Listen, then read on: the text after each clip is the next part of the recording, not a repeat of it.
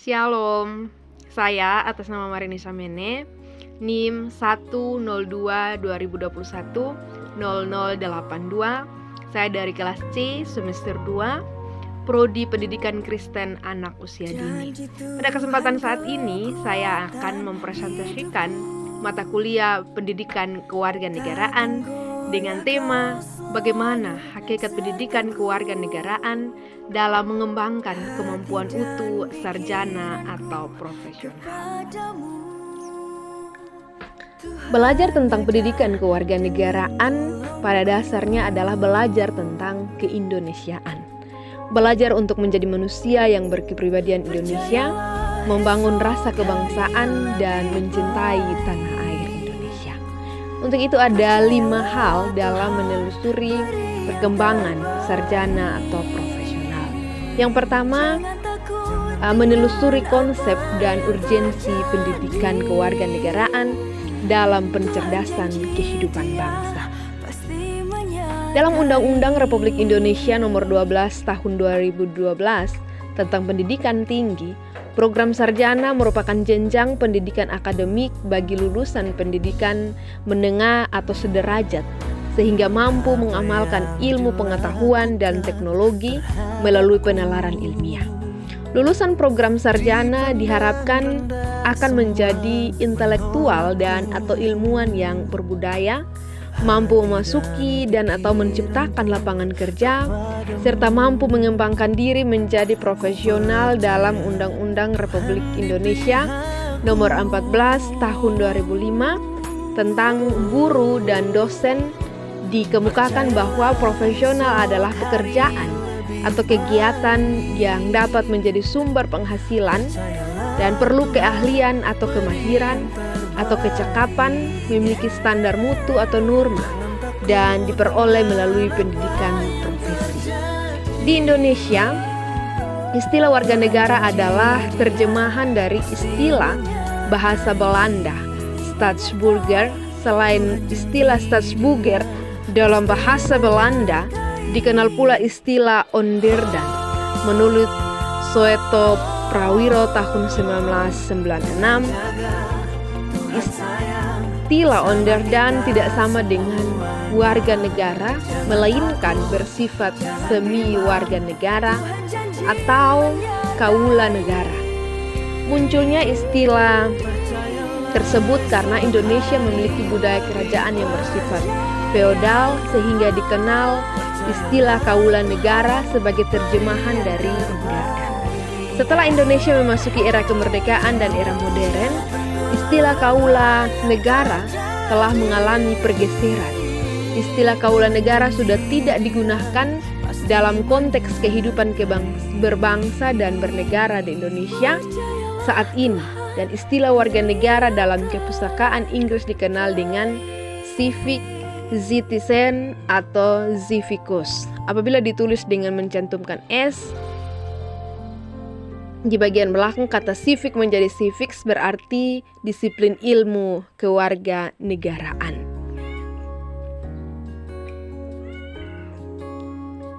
Kewarganegaraan adalah segala hal ihwal yang berhubungan dengan warga negara. Undang-Undang Republik Indonesia Nomor 12 Tahun 2006 Pasal 1 Ayat 2, pendidikan kewarganegaraan dimaksud untuk membentuk peserta didik menjadi manusia yang memiliki rasa kebangsaan dan cinta tanah air. Undang-Undang Republik Indonesia Nomor 20 Tahun 2003 penjelasan pasal 37. Bahkan dalam Undang-Undang Nomor 12 Tahun 2012 tentang pendidikan tinggi lebih eksplisit dan tegas dengan menyatakan mata kuliah kewarganegaraan sebagai mata kuliah wajib. Dikatakan bahwa mata kuliah kewarganegaraan adalah pendidikan yang mencakup Pancasila, Undang-Undang Dasar Negara Republik Indonesia tahun 1945, Negara Kesatuan Indonesia, dan Bhinneka Tunggal Ika, untuk membentuk mahasiswa menjadi warga negara yang memiliki rasa kebangsaan dan cinta tanah air. Yang kedua, menanya alasan mengapa diperlukan pendidikan kewarganegaraan. Mencermati arti dan maksud pendidikan kewarganegaraan sebagaimana yang ditegaskan dalam Undang-Undang Republik Indonesia Nomor 20 Tahun 2003 tentang Sistem Pendidikan Nasional yang menekankan pada pembentukan warga negara agar memiliki rasa kebangsaan dan cinta tanah air, maka muncul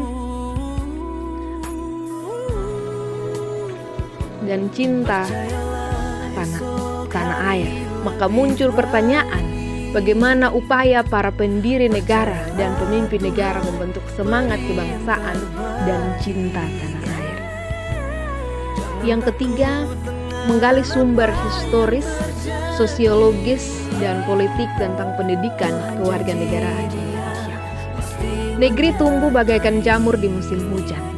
Secara umum, organisasi-organisasi tersebut bergerak dan bertujuan membangun rasa kebangsaan dan mencita-citakan Indonesia merdeka.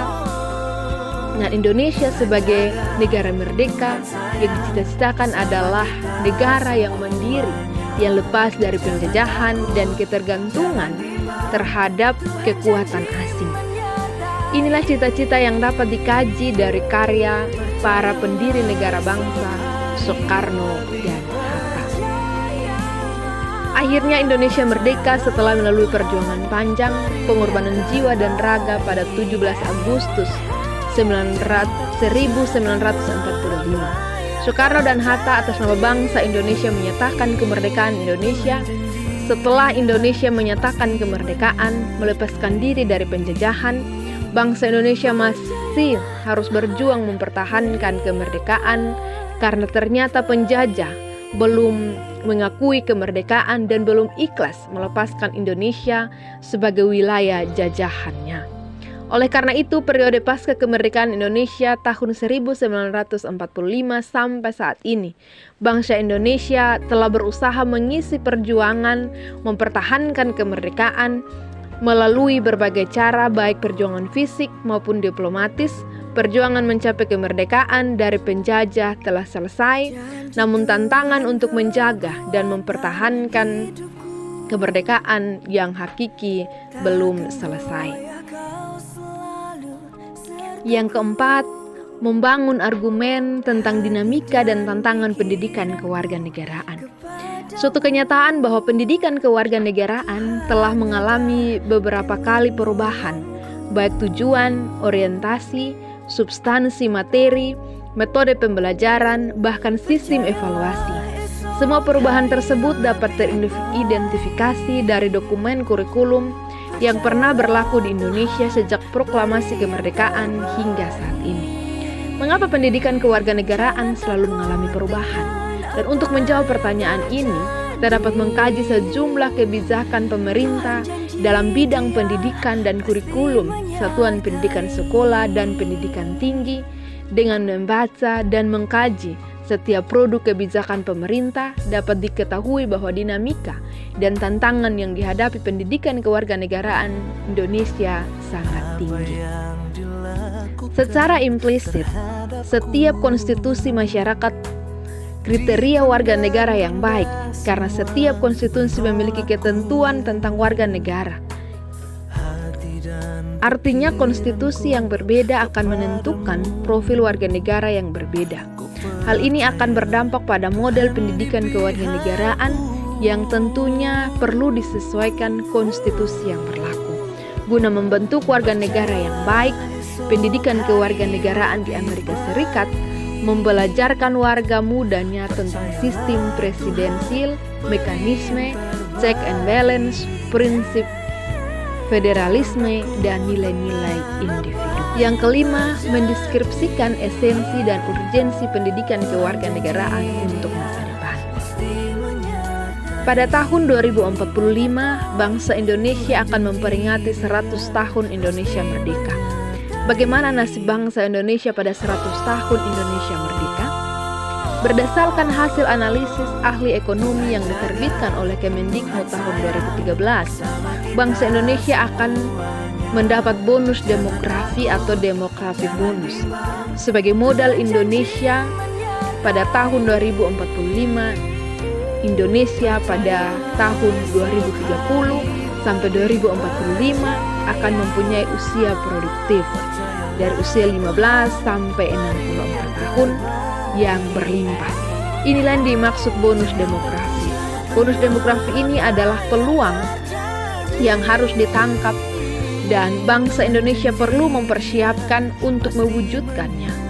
Usia produktif akan mampu berproduksi secara optimal apabila dipersiapkan dengan baik dan benar, dan tentunya cara yang paling strategis adalah melalui pendidikan, termasuk pendidikan kewarganegaraan. Yang keenam atau yang terakhir, rangkuman hakikat dan pentingnya pendidikan kewarganegaraan. Ada enam rangkuman hakikat pendidikan kewarganegaraan. Yang pertama, secara etimologis, pendidikan kewarganegaraan berasal dari kata pendidikan dan kata kewarganegaraan. Pendidikan berarti usaha sadar dan terencana untuk mewujudkan suasana belajar dan proses pembelajaran agar peserta didik secara aktif mengembangkan potensi dirinya. Sedangkan kewarganegaraan adalah segala hal ihwal yang berhubungan dengan warga negara. Yang kedua, secara yuridis, pendidikan kewarganegaraan dimaksudkan untuk membentuk peserta didik menjadi manusia yang memiliki rasa kebangsaan dan cinta tanah air. Yang ketiga, secara terminologis, pendidikan kewarganegaraan adalah program pendidikan yang berintikan demokrasi politik, diperluas dengan sumber-sumber pengetahuan lainnya, pengaruh-pengaruh positif dari pendidikan sekolah, masyarakat, dan orang tua. Dan semuanya itu diproses guna melatih para siswa untuk berpikir kritis, analitis, bersikap dan bertindak demokratis, dan mempersiapkan hidup demokratis berdasarkan Pancasila dan Undang-Undang Dasar 1945. Yang keempat, negara perlu menyelenggarakan pendidikan kewarganegaraan karena setiap generasi adalah orang baru yang harus mendapat pengetahuan, sikap atau nilai dan keterampilan agar mampu mengembangkan warga negara yang memiliki watak atau karakter yang baik dan cerdas atau smart and good citizen untuk hidup dalam kehidupan masyarakat, berbangsa dan bernegara sesuai dengan demokrasi konstitusional. Yang kelima, secara historis, pendidikan kewarganegaraan di Indonesia awalnya diselenggarakan oleh organisasi pergerakan dan bertujuan untuk membangun rasa kebangsaan dan cita-cita Indonesia merdeka. Secara sosiologis, pendidikan kewarganegaraan Indonesia dilakukan pada tataran sosial kultural oleh para pemimpin di masyarakat yang mengajak untuk mencintai tanah air dan bangsa Indonesia. Secara politis, pendidikan kewarganegaraan di Indonesia lahir karena tuntutan konstitusi atau Undang-Undang Dasar 1945 dan sejumlah kebijakan pemerintah yang berkuasa sesuai dengan masanya. Yang keenam, pendidikan kewarganegaraan senantiasa menghadapi dinamika perubahan dalam sistem ketatanegaraan dan pemerintahan, serta tantangan kehidupan berbangsa dan bernegara. Pendidikan kewarganegaraan Indonesia untuk masa depan sangat ditentukan oleh pandangan bangsa Indonesia, eksistensi, konstitusi negara, dan tuntutan dinamika perkembangan. Demikian materi yang dapat saya sampaikan. Akhir kata, shalom dan Tuhan Yesus